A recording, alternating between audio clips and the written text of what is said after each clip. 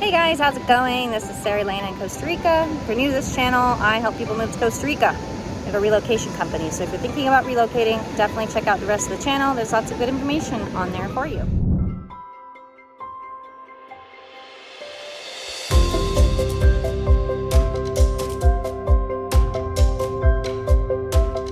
So today I want to talk about what it's like raising a kid in Costa Rica.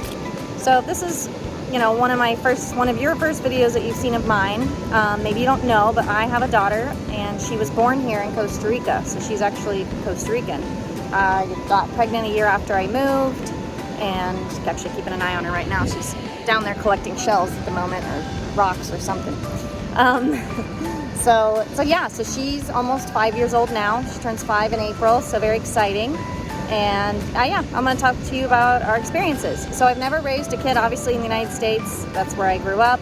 But I was a kid there, so I guess I kind of remember my experience. But some of the things that I guess I enjoy, I feel like for me, when she was younger and now, there's a really great sense of community here. So I've been a single parent the whole time, and I've always felt like there's been a wonderful sense of community. There's lots of other parents.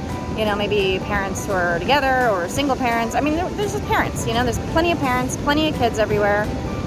Costa Ricans love children. Like, that is a fact. They love kids. So if your kid's acting up in the grocery store or, doing something they're not supposed to do, you don't get met with glares. And that's really nice. You don't get those glares that other people might give you for why is that kid doing that, and here in Costa Rica it's more like, oh, look how cute, so that's something that's really nice too. I feel like great sense of community.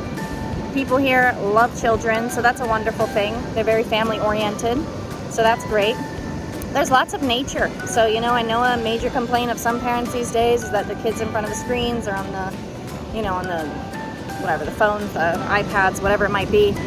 And they'd like for their kids to be out in nature more. And sometimes that's not possible if you live somewhere that's colder, that's cold part of the year. So here it is really nice. The weather's nice all year round. Lots of time to be outside. Yes, babe?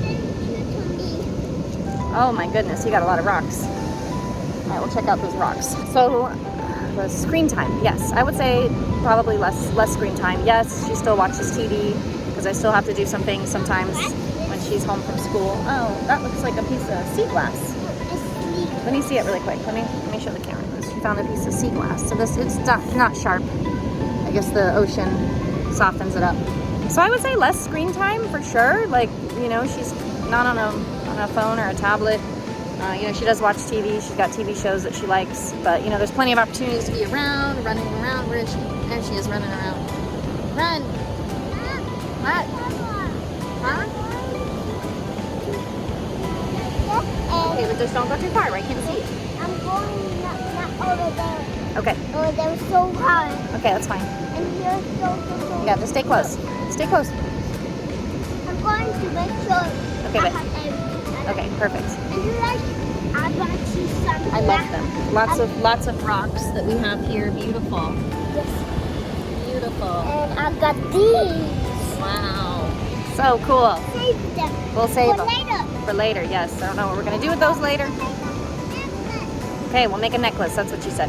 All right, so being outside, it's very nice that, the weather's nice here all year round. We do have our rainy season, but still plenty of sun, plenty of things to do outdoors. It's definitely, like, Costa Rica can be a very active lifestyle if that's what you want, so that's great.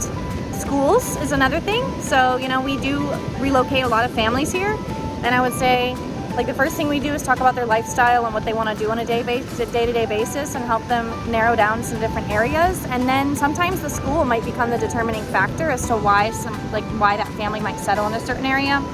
So if you come to Costa Rica with your kid and they're not born here, then they will have to go to private school until you get their residency. Then they could go to public school if you want them to. But I noticed, most, I don't think we've ever had a client who put their kid in public school here. So there's lots of little private schools. Their tuitions vary. It could be $300 a month. I think one of the daycares was $200 a month. The school she's in now, I think it's $350 a month. That's a Montessori school. So when I say private school, I don't want to freak any of you out. Yes, there are some expensive ones, but the other ones kind of range between $300, $400 per month, maybe $600, somewhere within those ranges. kind of the average, but yes, you can find other more expensive ones as well. And there's a variety of different schools too. You know, New plan. oh goodness, more rocks. You know, you can, there's kind of more the traditional type schools, but still it's going to feel, Thank you to me. oh, thank you so much. I love it. Love it. Thank you. So there are some schools that are a bit more traditional, but again, they're probably still not like what you're coming from. You know, they're not cinder blocky and all that stuff. And the class sizes are probably a lot smaller. Don't let anybody touch my Okay, book. I won't let anybody touch it.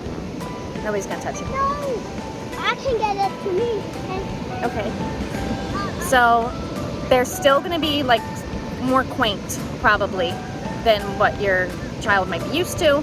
And there's other kind of alternative kinds of school as well, like holistic schools, Montessori, maybe more child-led, things like that. So there's definitely different styles of school here. So that's a question that I do ask people as well when they have kids. Oh, look, Azu finally came back.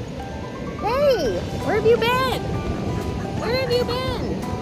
Where have you been, bud? Oh, goodness, hi. All right, now everybody's here.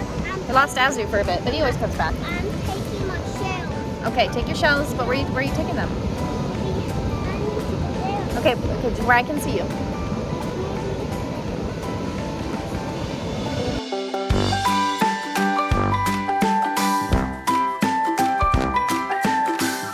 Say thank you to my eyes. My eyes. Pink. Thank you. I'm taking for that. For I found that was a good idea for funny shells and rocks.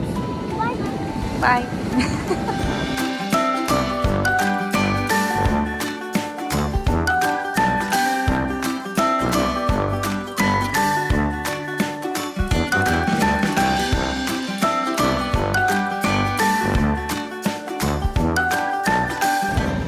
Okay, so schools extracurriculars, that'll really depend on the town that you're looking in. I know in the Central Valley there's a lot of different options.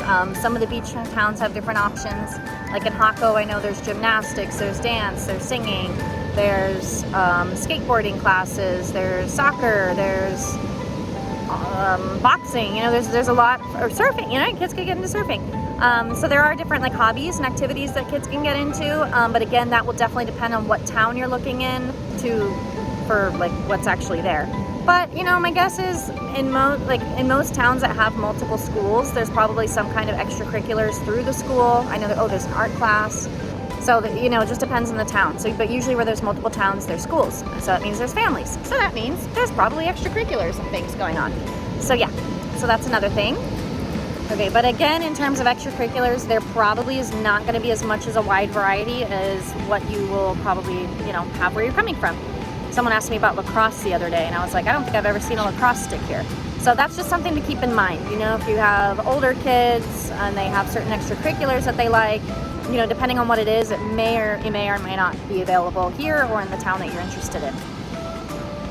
And I guess just the overall lifestyle. I mean, we live a beachy lifestyle. We like the beach. So, you know, I guess sunset is something that's always nice to do in the afternoon. Bring your kids, let them, you know, run around and get all their energy out. And if you have pets, it's a great place for that too. You know, we've lived in the mountains too before, and we used to take walks and, you know, look at nature, pick flowers, you know. So there is lots of like natural things to do. There's waterfalls, rivers. I put some water on the ocean and I dropped it. Oh, okay. You gotta be careful with all those things. Open it. Well, let's lay it down first. And childcare, that's a good topic. So let's talk about childcare real quick. Childcare is extremely affordable here. So like if I've paid a babysitter, it's usually been about $3 an hour. You know, some people might have someone come to their house 5 days a week or a few days a week, and they'll cook and clean and take care of the kids. So that's totally possible, very affordable. You can look at a daycare situation if they're not in some kind of school. Like I said, the daycare, you know, depending on the town, not every town has a daycare. So if a town does have a daycare, you know, I found that to be very affordable as well. But yeah, childcare here is really affordable. So for me as a single parent, that was something that was awesome. Yeah, definitely not $20 an hour, so that's great. I don't know what the rates in North America are right now for babysitters, but yeah, it's about $3 an hour or so, or, you know, it depends. But yeah, childcare is easy to find, and I find that Costa Ricans are amazing with kids. Again, they love kids, they're used to them. A lot of times I've worked with babysitters that have their own. They've been around the parenthood block once or a few times, so they're really just amazing with kids.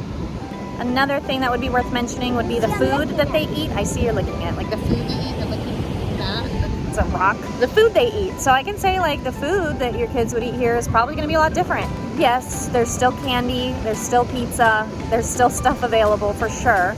But I think overall, Costa Rica, I've probably done a past video on this, it's really easy to eat healthy here. So that means it's easy for, your kids to eat healthy, for them to learn to eat healthy or enjoy eating healthy. Rice, beans, chicken, vegetables, eggs, simple stuff. So that's all widely available. It's all, very affordable. So I do find it very affordable to eat healthy. And I find, all the fruits, come on people. So if your kid likes fruits, there's such a variety of fruits here that, anytime my daughter comes out, I want a snack, I'm hungry, I'm like, all right, go grab a fruit from the refrigerator. So there's lots of healthy choices here, which is great. But there are some unhealthy ones too. So if you need that fix, you got Oreos and cookies and stuff like that. So it's not like you won't have it forever, but I would say the healthier choices are cheaper and everywhere. So it's a very easy thing, and that could be good for kids as well, which I think is great. Okay, now I've explained what it's like to be a kid living in Costa Rica, but I'm going to try and let my kid explain. Do you like living here? Yes. You do. What do you love about living here in Costa Rica? Watch the ocean and this. You like to watch the ocean? You like to watch the rocks in the ocean? Yes. What else do you like about Costa Rica? What do you think about your school? What do you like about your school? I like in my school swing and the tella. Nutella. The tella like my new gymnastics. Ah, gymnastics. Okay, so you like your extracurriculars, you like your school.